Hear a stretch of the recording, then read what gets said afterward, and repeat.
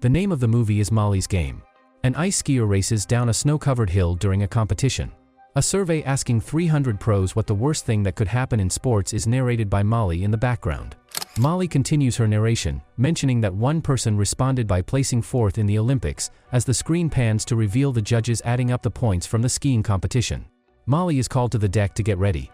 She describes how her father Larry, who has been her coach throughout her life, has only ever seen the end result and has never given a damn about her health. She stares blankly, listening to her iPod, mentally preparing herself. In defiance of all odds, she turned 20 and joined the US ski squad. This is your final opportunity to qualify for the Olympics, the champion run at Deer Valley. Molly schemes the slope quickly and smoothly, showcasing her amazing ability.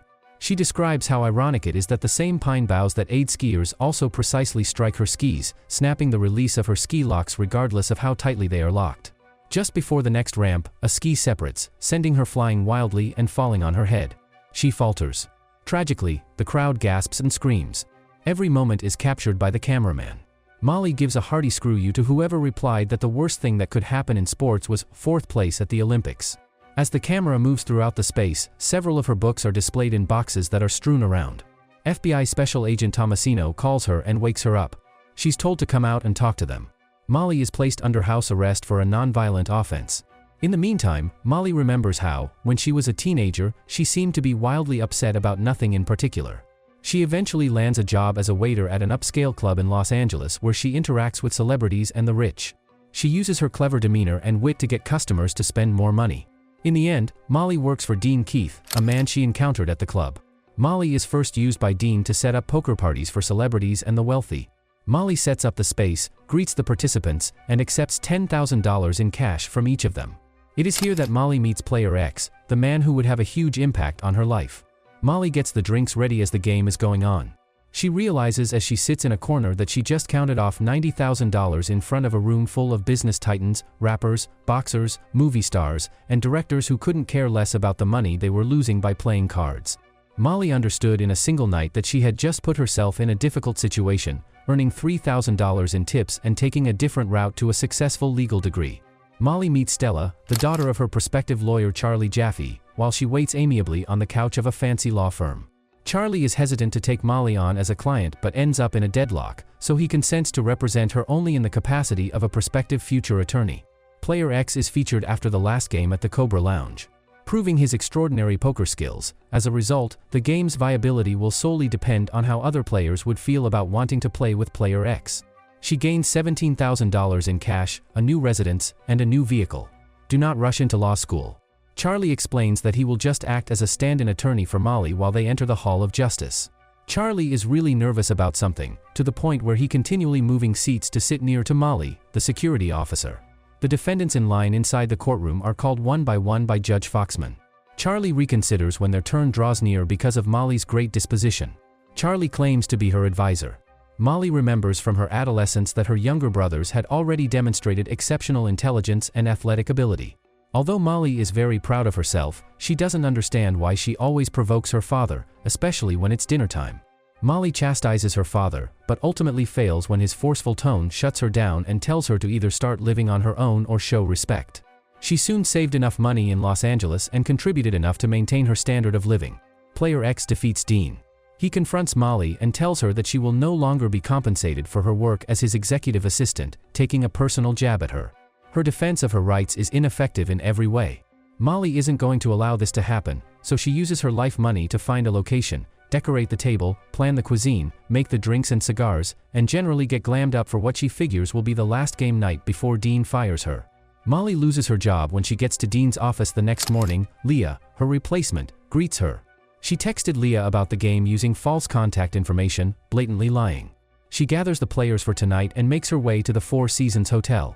She announces to everyone that she will now be hosting the games herself as she enters the center of the space dressed exquisitely. Molly describes how defeating opponents and winning give players a sense of accomplishment that feeds their egos. Jay is asked to give Molly a minute of his time. Player X can be seen pondering, possibly with a hint of jealousy, why Molly felt the need to isolate Jay. Molly has a private conversation with Jay in which she warns him that if he keeps flirting with her, an international rock star like him may someday become a bottom feeder. Molly and Player X talk about ways to up the stakes. Molly argues that having too much money is impractical. Player X is seeking rivalry. Due to his vulnerability to Player X, Donnie Silverman is invited. Even though he doesn't particularly enjoy the game, he asserts his authority by crushing the opposition. Brad Marion is invited because one of the greatest poker players in history provided a testimonial for him. Player X has invited a dark horse named Harlan Eustace. Back in Charlie's office this time, Charlie says that she broke the Constitution by keeping a portion of the pot money and that 3 groups of Russian mafias are connected to her because they all participate in her games. They argue over why Molly must give Charlie access to her hard drives. In the end, Charlie uses his phone as leverage to persuade her that he can be trusted. Molly describes how Harlan performed admirably at first in Los Angeles before being destroyed by Brad Marion, the worst player in the league. Even though he didn't lose much, he couldn't shake it off and went on a terrible losing streak. Everyone in Los Angeles knew at that time that unbeatable Harlan was bleeding, and they all wanted to join in. He continues to repurchase.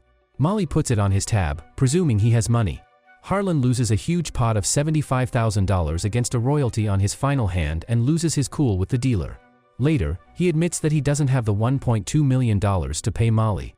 Player X discloses that he was the one who lent Harlan the $1.2 million and that he has been staking the player. Eventually, Player X gets enraged out of jealousy, which leads to an unpleasant argument. Player X had stolen the game from her the next evening. In a brief period, sitting in her room in Los Angeles, she finally recognizes that continuing to be a loser won't work. She chooses to move to New York in order to start over. Molly sets up a fake that she is currently in town by enlisting the help of gifted and influential Playboy playmates while she is first in New York. She devises a plan to entice the wealthy of New York City. As the poker game progresses, Molly talks about how she made almost $5 million lawfully. In the end, B, her new car dealer, persuades her to keep some of the pot money because of an instance in which a player deceived her, in addition to the money she was owed by players who were lost to time. In one high-stakes game where the pot was $3 million, she goes into B's request. Now she's breaking the law. Regular and inebriated Douglas Downey eventually loses and cannot afford to pay for it. Molly invites the elite Russian poker players from Brooklyn with Doug's help. She is successful. Business titans in their own domains include Shelby Habib, Ilya and Alexei Gershin, and Mike Davidoff. They add intrigue to the game, yet they still lose. According to Molly's account, it was impossible to discover these individuals were hiding something. Furthermore, Molly waits in pensive stillness in Charlie's office. Charlie shows up bearing bad news. His scheme did not work. After calming down, Charlie asks Molly about her father. Molly acknowledges that her dad put a lot of strain on her, but it was nothing compared to the amount of pressure she put on him. Molly quickly argues that Charlie is unable to stop her, and she promises to reveal all the information they require, but only about herself. Charlie gives up. Pat, escorted home by her driver and security, is back in her prime in New York. Molly tells how she was at ease with Pat and felt comfortable opening out to him without fear of being judged. She agrees to meet Pat at the Four Seasons bar when he begs her for a favor, to meet a couple of hedge fund guys. She declined to hire Paul and John G., even though she could tell right away that they were savage debt collectors. Molly is duped by her doorman into thinking he is bringing her a box. A man knocks on her door, thrashes her, bangs her head against the wall, and makes off with her gold, jewelry, and cash. In Telluride, Colorado, the man makes threats to kill her mother while explaining why it was a poor idea to reject Paul and John G. After receiving a final kick to the stomach, Molly collapses on the ground, bruised and debilitated, while the perp makes off with a sack full of cash. She recovers for 2 weeks, getting ready for the next round of games, when she gets a call from an inebriated Douglas telling her that he would never turn on her. She gets a text message from her other phone during the phone call alerting her to the FBI's raid on her venue, so she should avoid the area. She runs out of control and panics. Afterwards, Molly and Charlie are being questioned by 2 prosecutors in a conference room. Wellstone, Henderson, and another. After 5 hours of futile attempts to persuade the prosecutors, Charlie is clearly losing patience, yet she responds to their queries with patience. Molly is under pressure from them to comply and testify against the Russian mob. Henderson reads aloud the amount of times her name appears in Mike Davidoff's wiretaps, hoping to surprise her. Molly clarifies that they were talking about ecstasy, to which Charlie sneers at the prosecution. Charlie is set off by this and launches into a furious, violent, and unrelenting tirade detailing all the ways Molly could have gotten away with it after being falsely harassed by U.S. authorities. Despite this, she is unwavering in her efforts to safeguard every identity she was aware of, as all the charges made by the government and media are unfounded and can be verified by the hard drives he owns. Henderson stops being aggressive and asks to speak with Charlie alone. He gives Molly the order to eat. When Molly goes outside in a sad mood, she discovers an ice rink.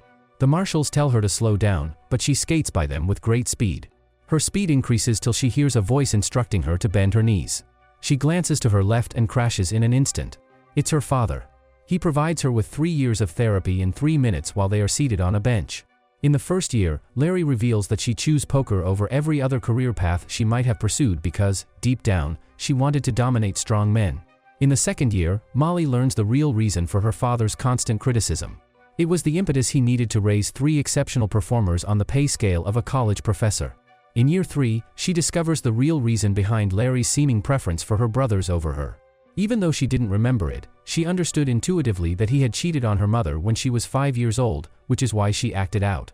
The year 1 assertion was merely a plot device to drive her insane. It all made clear now. They hug and make amends as feelings flow. Charlie stands back in his office, his face tense. He is startled by Molly. Molly plays around, but Charlie stops her to present a fresh proposal from the prosecution. In return for all of her hard drives, she walks away with her money back plus interest. Charlie wants Molly to accept the offer, so they get into a furious quarrel. Charlie makes a compelling case, but Molly doesn't listen. She tells Charlie that her reputation is more important than getting her money back, and she would sooner admit guilt than take additional lives. As Judge Foxman enters the courtroom, Molly and Charlie wait. Before he will listen to her plea, he questions her 87 times. Molly makes a guilty plea. Judge Foxman gestures for the prosecutors to come forward so they can have a private conversation. Molly is perplexed. Judge Foxman dismisses the prosecution's suggested penalties with a nonchalant demeanor. Before calling the court to adjourn, he condemns Molly to 200 hours of community service, a year of probation, and a $200,000 fine. They can be seen having fun, chatting about Christmas miracles, and making jokes about how nobody messes with the Blooms. She is struck with the harsh truth that she has no idea what will happen to her life after this celebration and feast. She gradually comes to and remembers the events of the disaster. Molly asks for assistance getting up but maintains she's all right. She tells us that nothing positive came out of it, other than the realization that she is extremely difficult to kill. As she quotes Churchill, the camera pans up the steep incline from whence she originally emerged, defining success as the ability to move from failure to failure with no loss of enthusiasm. Standing out in the snow is the pine bough that initiated this whole situation. If you want interesting movie recaps, like, share, and subscribe to follow us for more movie recaps.